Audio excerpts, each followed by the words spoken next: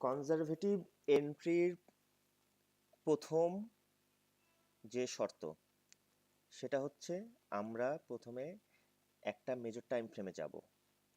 Major time ফ্রেমে যে আমরা দুইভাবে কাজ করতে পারবো। প্রথমটা হচ্ছে মেজর টাইম ফ্রেমের মেজর স্ট্রাকচার ব্রেক করবে। মেজর টাইম ফ্রেমের মেজর স্ট্রাকচার ব্রেক করার পরে সেই স্ট্রাকচারটা ভ্যালিড না ইনভ্যালিড আমরা সেই জায়গাটা আইডেন্টিফাই করব। ভ্যালিড এবং ইনভ্যালিড হলে আমরা কোথায় টেক প্রফিট বসাবো সেটা আমাদের জানা আছে। সো আমাদের প্রথম কাজ মেজর টাইম ফ্রেমে মেজর স্ট্রাকচার আইডেন্টিফাই করে সেটা টেক প্রফিট মেজর টাইম ফ্রেমেই সেট করে ফেলা। এরপর আমরা ওয়েট করব মার্কেট কখন একটু ঘুরে ব্যাক করে বা রিটেস্ট করতেও পারে নাও করতে পারে, বাট মার্কেট একটু ব্যাক করবে। ব্যাক করার পর আমাদের প্রথম কাজ হবে মেজর টাইম ফ্রেম থেকে ফার্স্ট এন্ট্রি রান করা। এখান থেকে যদি দেখেন সেটা মেজর স্ট্রাকচার অনেক দূর চলে এসছে। আমি লাইভ মার্কেটে যেটা ছিলাম সেটা একটা বড় স্ট্রাকচারকে টার্গেট করেছি।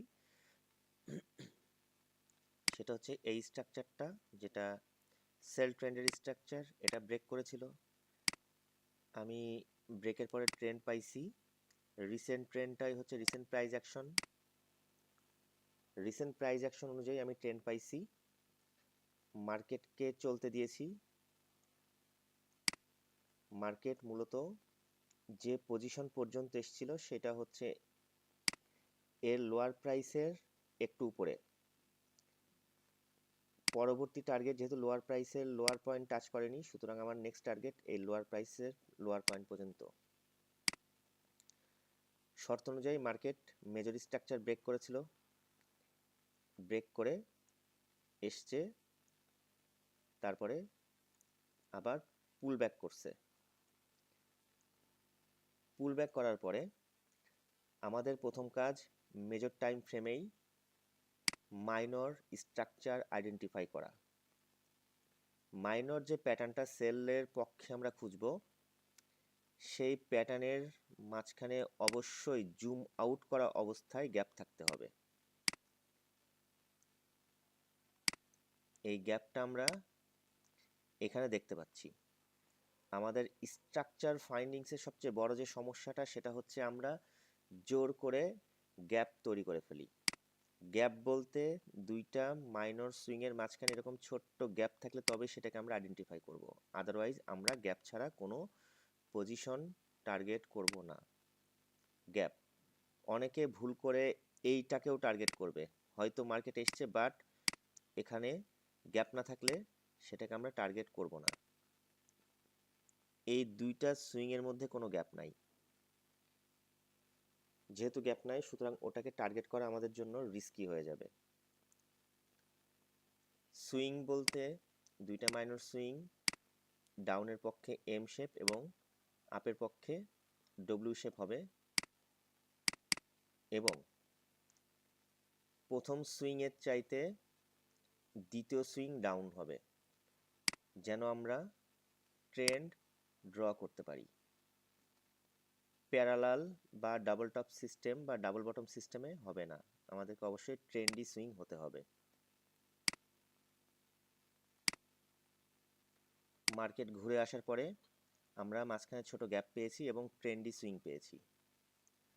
এবার আমার কাজ হচ্ছে জুম ইন করে এই দুই সুইংয়ের মাঝখানে নেকলাইনটাকে ফাইন্ড আউট করা। আমার নেকলাইন ফাইন্ড আউট করার পরে আমি এবার মাইনর টাইম ফ্রেমে যাব, যে দেখব যে এটা মাইনর টাইম ফ্রেমে মেজর স্ট্রাকচারে পরিণত হয়েছিল কিনা।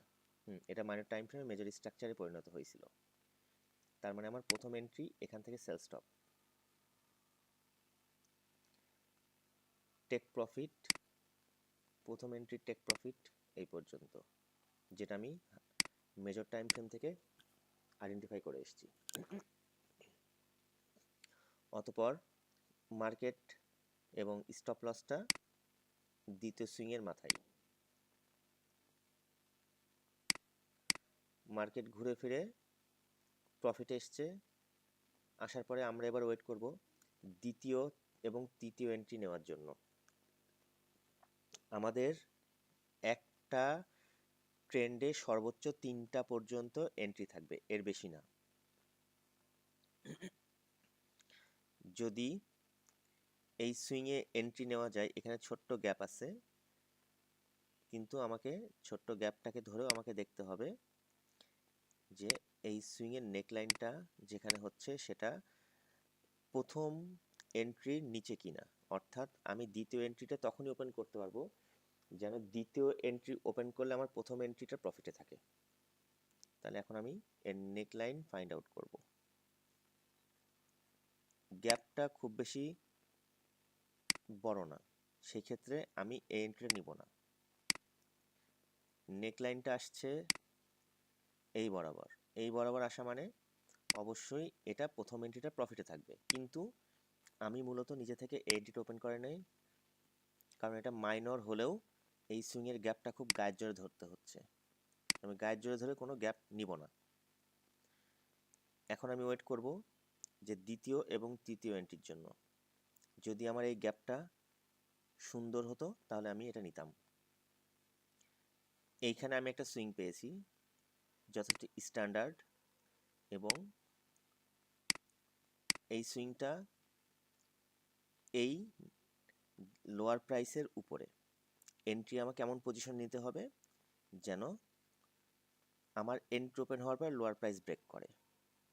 এবং আরেকটা শর্ত, মার্কেট যখন পুল ব্যাকের জন্য যাবে বা ব্যাক করবে, অর্থাৎ যেদিকে আমার টার্গেট বা ট্রেন্ডের এগেনস্টে যেটাই বলেন, এখানে অবশ্যই আমাকে এই জায়গায় 2টা মাইনর রেজিস্ট্যান্স দিতে হবে। যদি আমি সেল এন্ট্রি টার্গেট করি তাহলে 2টা মাইনর রেজিস্ট্যান্স হবে যেহেতু পুল ব্যাক করবে, আর বাই এন্ট্রি টার্গেট করলে আমাকে 2টা মাইনর সাপোর্ট হতে হবে। আলটিমেটলি দেখতেছি এটা সোজা উঠে গেছে, আমাকে লাস্ট রেজিস্ট্যান্স বা টপ রেজিস্ট্যান্স ছাড়া মাঝখানের কোনো রেজিস্ট্যান্স নাই। সো আমি এই এন্ট্রিটাও অ্যাভয়েড করব। অ্যাভয়েড করে আমি ওয়েট করব মার্কেট কখন আবার একটু উপরে ওঠে। মার্কেটটা এমন হতে পারে এই পর্যন্ত এসে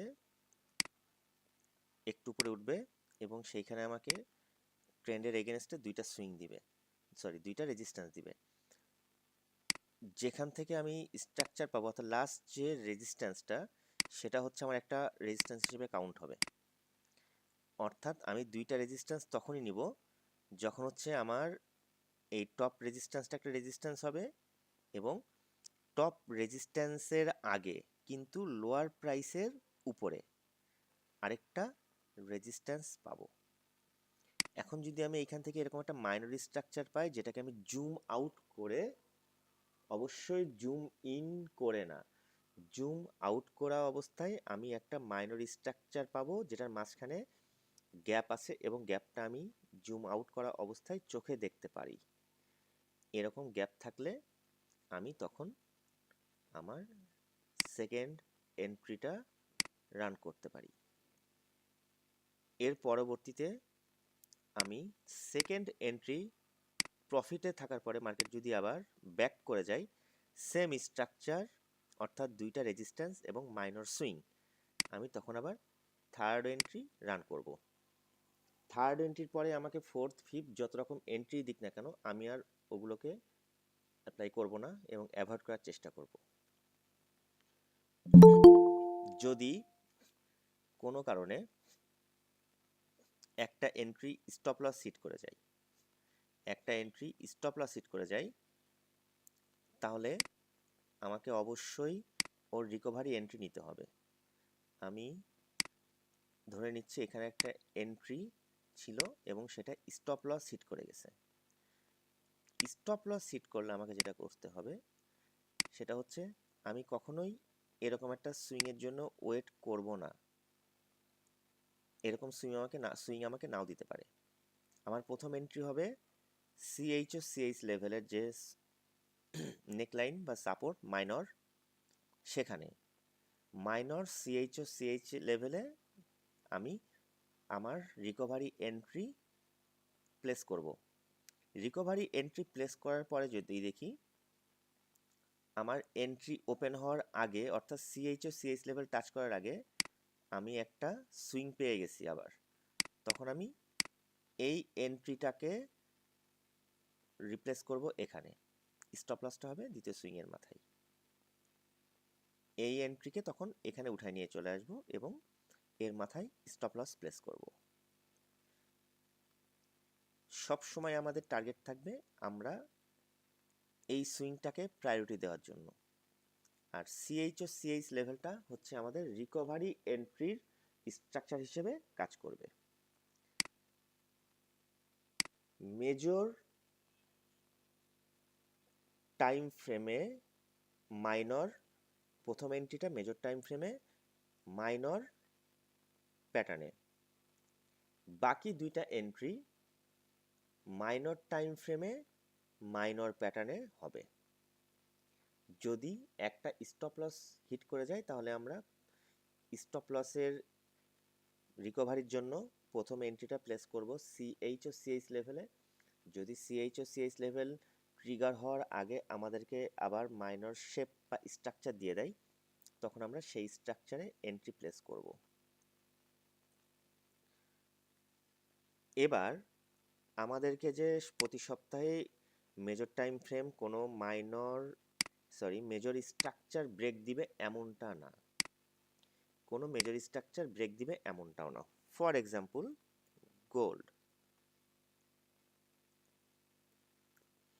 গোল্ডে যদি আসি 1 আওয়ার টাইম ফ্রেমে,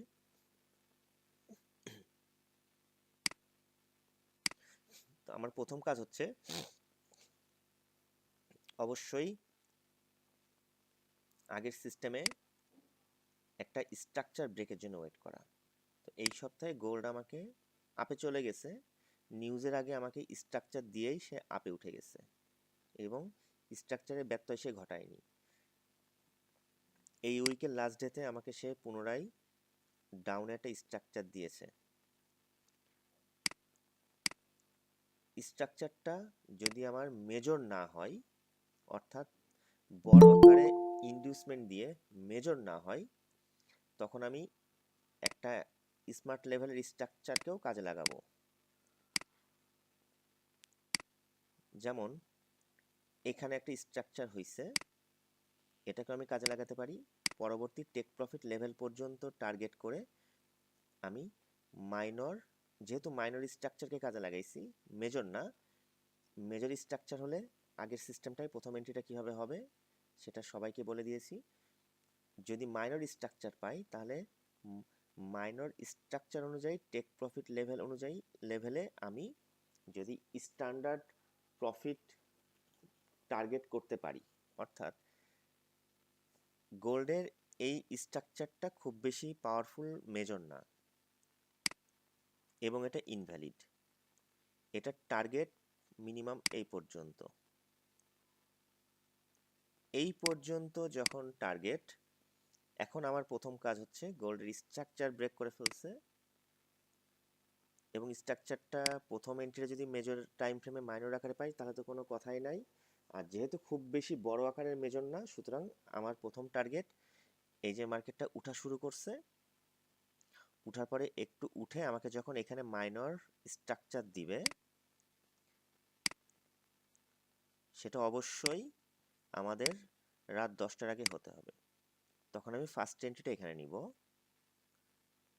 নেক্সট যদি মার্কেট আবার কিছুটা উঠে এবং আমার জন্য দুইটা রেজিস্ট্যান্স ক্রিয়েট করে, দেন পরবর্তী এন্ট্রিটা আমি সুইং পেলে সুইংয়ে নিব। দেন এভাবে থার্ড এন্ট্রি পর্যন্ত আমার এই টার্গেটে চলতে থাকবে। ওকে, যদি একটা স্টপ লস খেয়ে যায়, এখানেও same system, stop loss hit করলে আমরা প্রথম সিএইচ লেভেলে সেট করব আমাদের রিকভারি এন্ট্রির। তো আশা করতেছি যে মার্কেট হয়তো আমাকে এখানে স্ট্রাকচার দিবে এবং এখান থেকে এই জোন পর্যন্ত 212 পিপসের জোন আছে, তা আমি যদি 3টে এন্ট্রি পাই তো 212 পিপসের জোনকে মোটামুটি 300 থেকে 400 পিপসে পরিণত করা যাবে। কেন যাবে সেটা সবাই জানেন যে রিএন্ট্রির কারণে এটা হয়ে যায়। এরপরে আসি ইউরো অড।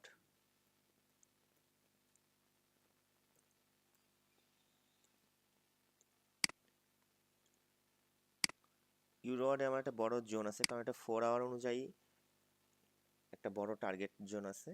ইউরো অডের সবগুলোকে আমি ডিলিট করে দিচ্ছি বোঝার জন্য, সুবিধার জন্য। শুধু টেক প্রফিটটা রাখছি। টেক প্রফিটটা মূলত 4 আওয়ার থেকে টার্গেট করা, এই জন্য আশা করতেছি বড়ই যাবে। তো লাইভ মার্কেটে যেটা দেখি সেটা হচ্ছে লাইভ মার্কেটে একটা মাইনর স্ট্রাকচার ব্রেক করছে। এটার নেকলাইন এটা। আমার কাজ এবার মাইনর টাইম ফ্রেমে মুভ করা। মাইনর টাইম ফ্রেমে যেয়ে দেখলাম যে সে এখানে এসছে, বাট আমাকে এন্ট্রি নেওয়ার জন্য কোনো স্ট্রাকচার দেয়নি। অনেকের মনে হতে পারে যে এটা থেকে এটা স্ট্রাকচার হিসেবে ড্র করব, খুবই গায়ের জোরে হয়ে যায় এবং অনেক উপর নিচ হয়ে যায়, একটু রিস্কি হয়ে যায়, দরকার নাই।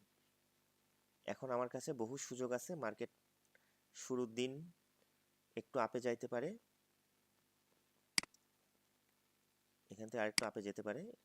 এখান থেকে আমি একটা স্ট্যান্ডার্ড স্ট্রাকচার পেলে আমি এন্ট্রি নিব। পরবর্তীতে আমি এই টাইম ফ্রেমেই থাকবো, এখান থেকে স্ট্রাকচার পেলে এন্ট্রি নিব। কোনো কারণে আমার সেকেন্ড এন্ট্রি এসএল হিট করে গেলে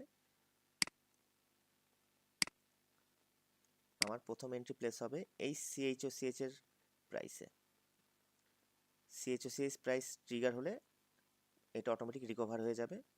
যদি CHOCH ট্রিগার হওয়ার আগে আমি আবার স্ট্রাকচার পাই, তাহলে আমি CHOCH এর ট্রেডটা রিপ্লেস করে এখানে নিয়ে আসব এবং এখান থেকে এন্ট্রি নিয়ে এই পর্যন্ত টার্গেট রাখবো। মূল থিমটা ফার্স্ট এন্ট্রি, মূল থিমটাই হচ্ছে এখানে।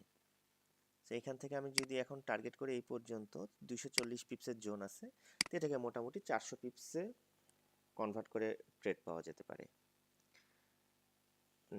আর পেয়ার কি আছে আমি একটু দেখে নিচ্ছি। সেম জিনিসটাই 4 আওয়ার টু 15 মিনিট আপনারা অ্যাপ্লাই করতে পারেন। আমরা মূলত 4 আওয়ার টু 15 মিনিট অ্যাপ্লাই করি, আপনারাও 4 আওয়ার টু 15 মিনিট অ্যাপ্লাই করতে পারেন। তবে 4 আওয়ার টু 15 মিনিট অ্যাপ্লাই করলে প্রচুর ধৈর্য লাগে, কারণ একটা স্ট্রাকচার তৈরি হতে মাঝে মাঝে অনেক দেরি করে। তো 4 আওয়ার টু 15 মিনিটের যে বিষয়টা, 1 মাসে 4 সপ্তাহের মধ্যে খুব ভালো থাকলে আপনি 3 সপ্তাহ স্ট্রাকচার ব্রেক করে এন্ট্রি পাবেন। খারাপ থাকলে 2 সপ্তাহ আপনাকে বসে থাকতে হবে, বাট পরের 2 সপ্তাহ যা প্রফিট দিবে সেটা সারা মাসের টার্গেট ফিল আপ হয়ে যাওয়ার জন্য যথেষ্ট। আর যারা 1 আওয়ার টু 5 মিনিট নিয়ে কাজ করতে চান, তারা স্ট্রাকচার দেখে টেক প্রফিট 1 আওয়ার থেকে সেট করবেন। যখন স্ট্রাকচার দেখে 1 আওয়ার থেকে টেক প্রফিট সেট করবেন, তখন আপনাদের প্রফিটের রেশিওটা অনেক ভালো আসবে। এবার আসি, এটা কি শুধু মেজর টাইম ফ্রেমে এম শেপ বা ডব্লিউ শেপের স্ট্রাকচার নিয়ে কাজ করব? না, আমরা মেজর যে কোনো স্ট্রাকচার নিয়ে বা মাইনর যে কোনো স্ট্রাকচার নিয়েই কাজ করতে পারি। মাইনর স্ট্রাকচার টেক প্রফিটটা কম হবে, মেজর স্ট্রাকচার টেক প্রফিটটা অনেক বেশি হবে। মাইনর স্ট্রাকচারটা, মেজর স্ট্রাকচারটা হতে পারে আপনার CHOCH লেভেল, সেই ক্ষেত্রে আপনার টেক প্রফিটটা সেট করে নিতে হবে। এখন যদি এখান থেকে দেখি, যেটা মেজর CH হয়েছে এবং এটা ছিল ইনভ্যালিড, মার্কেটটা এখানে আসলে ভ্যালিড হতো, প্রফিটের রেশিও রেঞ্জটা খুবই কম। মার্কেট যেটা করছে যে সে ইনভ্যালিড জোনটাকে ভ্যালিড করে নতুন একটা সাপোর্ট তৈরি করে উপরে চলে গেছে। যেহেতু ইনভ্যালিড জোনটাকে ভ্যালিড করছে এবং উপর থেকে যদি আমাদেরকে ভ্যালিড করে ফেলার পরে যদি এখান থেকে আমাদেরকে একটা কনফার্মেশন দেয়, তখন আমরা অবশ্যই এন্ট্রি প্লেস করব এবং সেইখানে এই যে জোনটা ভাঙবে এটা 90% শিওর থাকতে হবে। সো আমাদের উপর থেকে এন্ট্রি নেওয়ার পরে এই জোনটা যেহেতু ভ্যালিড করে ফেলছে, আমাদের টেক প্রফিট হবে পরের লেভেলে এই জোন পর্যন্ত। এই জোন পর্যন্ত আমরা যদি 3টে এন্ট্রি পাই তো 3টা করব, 2টা পাইলে 2টা করব, একটা পাইলে একটা করব, বাট এন্ট্রি মিস দিব না। যদি কোনো কারণে আমাদের ফার্স্ট এন্ট্রি মিস হয়ে যায়, আমরা সেকেন্ড এন্ট্রি পাই এবং থার্ড এন্ট্রি পাই, তবে সেই 2টাই নিব। যদি আমাদের ফার্স্ট, সেকেন্ড এবং থার্ড 3টে এন্ট্রি মিস হয় বাট ফোর্থ এন্ট্রি পাই, আমরা ফোর্থ, ফিফথ, সিক্সথ এইসব এন্ট্রিগুলো নিব না। আমরা যদি জাস্ট প্রথম 3টা এন্ট্রি পাই তবে প্রথম 3টাই নিব। একটা মিস হলে আরেকটা মিস না করার চেষ্টা করব। অতঃপর কি করছে, এখানে মার্কেটটা এই পর্যন্ত এসে সেটা মাইনর স্ট্রাকচার দিয়েছিল। মাইনর স্ট্রাকচারের টেক প্রফিট মাইনর লেভেলের জোন পর্যন্তই হবে, কিন্তু সেটা মেজর টাইপের ক্যারেক্টার চেঞ্জ করে ফেলছে এখানেই। যেহেতু সে মেজর ক্যারেক্টার চেঞ্জ করে ফেলছে, এখানেও একটা অ্যানালাইসিস করলে আরও বড় প্রফিট পাবেন। যেহেতু সে মেজর ক্যারেক্টার চেঞ্জ করে ফেলছে, ক্যারেক্টার চেঞ্জ মানে মার্কেট যেদিকে ক্যারেক্টার চেঞ্জ করবে সেদিকে একটু বেশি যাওয়ার একটা সিগন্যাল দিয়ে দেয়।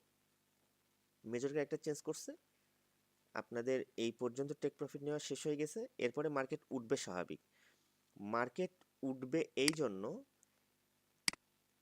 মেজর স্ট্রাকচার ব্রেক করে সে ইনডিউসমেন্ট ঘটিয়ে, অর্থাৎ মাঝখানের মাইনর রেজিস্ট্যান্সগুলোর ব্রেক ঘটিয়ে সে আপনাকে ফার্স্ট এবং সেকেন্ড সুইং ড্র করার চান্স করে দিবে। দেন এটা হবে আপনার নেকলাইন। ভালো কথা, যেহেতু আপনার মেজর ক্যারেক্টার চেঞ্জ হয়ে বেশ কিছুটা উপরে উঠছে এবং সেই ক্ষেত্রে আপনারা যদি এখান থেকে কোনো সুইংয়ে এন্ট্রি পেয়ে যান, ক্যারেক্টার চেঞ্জটাকে একটু অ্যাভয়েড করার চেষ্টা করব, বাট ক্যারেক্টার চেঞ্জেও নেওয়া যাবে। ফার্স্ট টার্গেট থাকবে সুইং। সুইং না পাইলে তখন ক্যারেক্টার চেঞ্জে আমরা এন্ট্রিটা নিতে পারবো। এখান থেকে এন্ট্রিটা নিয়ে মার্কেট এতদূর পর্যন্ত এসেছিল এবং এটা ভ্যালিড করে ফেলছে। সো আমাদের পরবর্তী টার্গেট মার্কেটের এই পর্যন্ত থাকবে। এর ভিতরে আমরা ফার্স্ট, সেকেন্ড এবং থার্ড যে এন্ট্রিগুলো পাবো সেগুলো নিব। এখন আমাদের কাছে একটা কোশ্চেন থাকতে পারে যে আমাদের মাইনর টাইম ফ্রেমের যে সুইংটা, সেই সুইংটা অ্যাকচুয়ালি আমি ধরবো কি ধরবো না, বা কতটুকু ওই সুইংটা লেভেল কাজ করবে সেটা জানার চেষ্টা করব। এই ক্ষেত্রে অনেকের ভুল হওয়ার একটা চান্স থাকে যে আমরা আসলে এটা শিওর হব কি করে। এটা শিওর হওয়ার জন্য যদি আমরা মেজর টাইম ফ্রেমে এসে দেখি কোথাও বেশ কিছু ক্যান্ডেল, অর্থাৎ মিনিমাম 2টা থেকে 4টা ক্যান্ডেল জড়ো হয়ে গেছে, তবে আমরা মাইনর টাইম ফ্রেমে স্ট্রাকচার পাইলে এবং মেজর টাইম ফ্রেমে 2 থেকে 4টা ক্যান্ডেল জড়ো হয়ে গেলে আমরা সেই এন্ট্রি নিতে পারবো। সেই অনুযায়ী যদি দেখেন তো এখানে থাকতেছে ফার্স্ট এন্ট্রি। ওকে,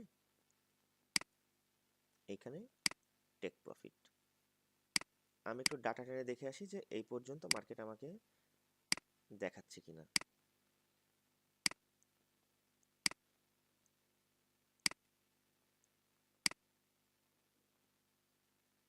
ব্যাড লাক, মার্কেট আমাকে ওই পর্যন্ত দেখাচ্ছে না। তাহলে সম্ভবত ফার্স্ট এন্ট্রি এখান থেকে ছিল। দেন দেখেন মার্কেট উঠেছে উঠেছে উঠেছে, উঠতে উঠতে উঠতে উঠতে ঠিক আপনার ট্রেডিং টাইমে এখান থেকে আমাদের যেহেতু ফার্স্ট এন্ট্রিটা ছিল, এটা টেক প্রফিট এই পর্যন্তই থাকবে। মার্কেট উঠার পরে আমাদেরকে 2টা রেজিস্ট্যান্স মিনিমাম দরকার। এখানে 1টা, 2টা, 3টা রেজিস্ট্যান্স করে ফেলছে, আমাদেরকে সুইং দিয়েছে। আমার আরেকটা এন্ট্রি এখান থেকে এই পর্যন্তই টার্গেট করে রান করবে। এরপর আমার ওয়েট করতে হবে থার্ড এন্ট্রির জন্য। তো গত ক্লাসে যেটা বলতেছিলেন অনেকে, যে আমি যদি দুইটা রেজিস্ট্যান্স না পেয়ে ডিরেক্ট সুইং পাই কি করব। আমি বলেছিলাম যে ডিরেক্ট সুইং পেলে এসএল খেয়ে যাওয়ার চান্স থাকে। তো এইখানে দেখেন ডিরেক্ট সুইং পাইছেন, মার্কেট আপনাকে বেশ কিছুটা সময় প্রফিটে নিয়ে গেছিল। তারপরে মার্কেট ঠিক আপনার এসএলটা হিট করাই দিছে, কিন্তু মার্কেট যেখানে স্ট্রাকচার তৈরি করতে করতে যাবে সেইখানে যদি আপনি সুইং পান তবে সেটা এসএল হিট করার চান্স খুবই কম থাকে। তাই আমি স্বাভাবিকভাবে এত বড় দুইটা সুইং নিব না, আর এই গ্যাপটা খুবই ছোট, আমাকে এরকম স্ট্যান্ডার্ড গ্যাপ দরকার, মাইনর বাট স্ট্যান্ডার্ড গ্যাপ। আমি এত ছোট গ্যাপে নিব না, সেটা যদি হিউজ প্রফিটেও চলে যায় আমি তারপরেও একটু অ্যাভয়েড করার চেষ্টা করব। আমাদের প্রত্যেকটা ট্রেডের স্টপ লস থাকবে সুইংয়ের মাথায়। এত বড় সুইং আমরা নিব না। প্লাস এই সুইংয়ের যে নেকলাইন সেটা হয়ে যাচ্ছে যেখান থেকে মার্কেট উপরে উঠে গেছিল, অর্থাৎ আপনার লোয়ার প্রাইসের চাইতে নিচে। আমাদের টার্গেট থাকবে ঠিক এরকম, যে মার্কেটটা যেখান থেকে উঠা শুরু করছে আমরা এন্ট্রি নেওয়ার পরে সেই লোয়ার প্রাইসটা ভাঙবে। এটা খেয়াল করে দেখেন, আমরা এন্ট্রি নিয়েছি, তারপরে লোয়ার প্রাইসটা আমাদের এন্ট্রি নেওয়ার পরে ভেঙেছে। তা আমরা স্বাভাবিক দৃষ্টিতেই আমরা এই এন্ট্রিটা নিব না। মার্কেট আবার উঠেছে, উঠতে উঠতে আমাকে দুইটা রেজিস্ট্যান্স দিয়ে ফেলছে, এখানে ক্যারেক্টার চেঞ্জের পার্ট ছিল, একটু রিস্ক হয়ে যায়, যদিও এইটাটা ক্যারেক্টার চেঞ্জের সময় প্রফিট এসছে। তা আমরা ক্যারেক্টার চেঞ্জের পার্টে একটু রিস্ক কম নেওয়া যায়, এটা একটা গুড কনফার্মেশন, বাট সুইংয়ের কনফার্মেশনটা একটু বেশি পাওয়ারফুল। এরপরে যে 19টা টাইম, 20টা, 21টা, 22টা, এই যে আবার আমাদের ডে টাইম শুরু হয়ে গেছে। ডে টাইমে আমাদেরকে দুইটা সাপোর্ট দিছে, রেজিস্ট্যান্স দিয়েছে। দেওয়ার পরে অনেকে হয়তো আমরা এটাকেও সুইং মনে করে এন্ট্রি নিয়ে ফেলতে পারি। আচ্ছা, আমি ভুল করে এন্ট্রি নিয়ে এটা এসএল খাইতেই পারি। এসএল হচ্ছে আমাদের এন্ট্রির পার্ট, এই পর্যন্ত 12 পিপস খেয়ে ফেলতে পারি। কিন্তু এইখানে একটা জিনিস মনে রাখতে হবে, ঠিক এই এন্ট্রিগুলোর মতো আপনার টপ রেজিস্ট্যান্সের সাথে সেকেন্ড রেজিস্ট্যান্স ড্র করতে হবে টপ থেকে। তো সেই হিসেবে চিন্তা করলে আমাদের এই পজিশনে টপ রেজিস্ট্যান্স হচ্ছে এটা। টপ রেজিস্ট্যান্সের সাথে সেকেন্ড রেজিস্ট্যান্স ড্র করলে একমাত্র এটাই হচ্ছে আমাদের সুইং হয়। সুতরাং এটাকে আমরা অ্যালাউ করব না। এখন আমি যদি টপ রেজিস্ট্যান্সের সাথে এটাকে ড্র করি তাহলে এটা হচ্ছে আমার একটা সুইং হয়। কিন্তু আমি কি এই নেকলাইনে এন্ট্রি বসিয়ে রাখবো কি রাখবো না সেটা আমাকে আবার অ্যানালাইসিস করতে হবে। আমি অবশ্যই এখানে এন্ট্রি প্লেস করব, কিন্তু এন্ট্রি কতক্ষণ প্লেস করা থাকবে। যদি আমাদের এন্ট্রি ট্রিগার হওয়ার আগে মার্কেট সেকেন্ড সুইংকে ক্রস করে যায়, অর্থাৎ যেটা আমাদের stop loss point, entry trigger হওয়ার আগে স্টপ লস পয়েন্ট হিট করে, তাহলে তো আমার অবশ্যই সেকেন্ড সুইং ইনভ্যালিড হয়ে গেল এবং আমি আমার এন্ট্রিটা ডিলিট করে দিব, অর্ডার ডিলিট করে দিব। সো এখানে আমাদের এন্ট্রি ট্রিগার হওয়ার আগে এসএল চলে গেছে। এরপরে আমাকে আবার ওয়েট করতে হবে যে কখন আবার টপ থেকে সুইং দেয়। তো দেখেন এইখানে টপ থেকে সুইং দিয়েছে, গ্যাপ মোটামুটি বাট নট স্ট্যান্ডার্ড, কিন্তু উঠার সময় আমাকে কিন্তু কোনো রেজিস্ট্যান্স দিয়ে যায়নি, যেটা আমাদের চাহিদা অনুযায়ী কোনো রেজিস্ট্যান্স দিয়ে যায়নি। সো আমাকে আবার ওয়েট করতে হবে যে মার্কেট কখন আমাকে রেজিস্ট্যান্স দেয়, দিয়ে সে আমাকে সুইং দেয়। আপনি খুঁজতে থাকেন। এই গ্যাপটা মোটামুটি ধরা যায়, বাট এই যে দেখেন এই সিরিয়ালে যেখান থেকে উঠছে সেখানে আমার কোনো রেজিস্ট্যান্স দিয়ে যায়নি। সো আমি এটাও নিব না, আমাকে নিতে হবে কন্ডিশন অনুযায়ী। এইখানে একটা মাইনর রেজিস্ট্যান্স দিছে, এইখানে দিয়েছে, বাট এখানে ক্যারেক্টার চেঞ্জের এন্ট্রি, সুইং এর কোনো এন্ট্রি দেয়নি। ওয়েট করেন, টিপি পর্যন্ত মার্কেট এখনো আসেনি, যাচ্ছে মার্কেট, রেজিস্ট্যান্স দেয়নি, রেজিস্ট্যান্স দিয়ে ফেলছে একটা, দুইটা, এখান থেকে একটা সুইংও দিছে। আমার প্রত্যেকটা টার্মস অ্যান্ড কন্ডিশন মিলিয়ে এন্ট্রি যদি নেই তাহলে আমার স্টপ লস কম খাবে এবং প্রফিট আসতে বাধ্য থাকবে। এবং আমি এইটা একদম পুরো সিস্টেমেটিক্যাল এন্ট্রি। এই পর্যন্ত টার্গেট। তো আলটিমেটলি আমি 3টা এন্ট্রি পাইছি। যদি সিস্টেমেটিক্যাল ওয়েতে 3টে এন্ট্রি নেই তো 3টাই হিট। মাঝখান থেকে ধরলাম যে একটা ভুল এন্ট্রি নেওয়া হয়েছে, সে অনুযায়ী আমার 12 পিপ চলে গেছে। তো আমি যদি 4টার মধ্যে 3টা এন্ট্রি টিপি হিট করায় ফেলতে পারি এবং মাত্র 12 পিপ লস দিয়ে, তাহলে সেখানে আমার হিউজ পরিমাণ প্রফিট 5 মিনিট অনুযায়ী এন্ট্রি নিলেও আসে। তো এইখানে ধরেন 3টা এন্ট্রি এসছে, একটা এন্ট্রি 168 পিপস, একটা 111 পিপস, আর একটা হচ্ছে লাস্ট এন্ট্রিটা টিপি হিটের আগে যে লাস্ট এন্ট্রিটা ছিল সেটা হচ্ছে আপনার 54 পিপস। ওকে, এই সময় মার্কেটটা একটু সম্ভবত কোনো কারণে স্লো ছিল, মেজর টাইম ফ্রেমগুলো জড়ো হয়ে যাচ্ছিল। তো এখানে আমার ফার্স্ট এন্ট্রিটা ওপেন হয়েছে এই ডেটে। ডেটটা হচ্ছে, ডেট ছিল হচ্ছে 20 নভেম্বর। খুব সময় নিছে টার্গেট প্রফিট হিট করতে, 27 নভেম্বরে হিট করছে। বাট 27 নভেম্বর পর্যন্ত মাত্র 5 মিনিট টাইম ফ্রেমে এন্ট্রি নিয়ে আপনার 2টা এন্ট্রি সব সময় গ্রিন ছিল। এইখানে কিছু সময়ের জন্য রেড হয়েছে, আবার গ্রিনে চলে এসছে, এবং আপনি একটানা 3টা এন্ট্রি 5 কর্মদিবস হয়তো, কারণ যেহেতু মাঝখানে ছুটি থাকবে, 5 কর্মদিবস 3টা এন্ট্রি আপনি সম্পূর্ণ গ্রিন রাখতে পারছেন কয়েকদিন, যেটা হয়তো আমাদের বাংলাদেশি ট্রেডাররা অনেকেই পারে না, এবং সেটা গ্রিন রেখে টেক প্রফিট পর্যন্ত নিয়ে যেয়ে ক্লোজ করতে পারছেন।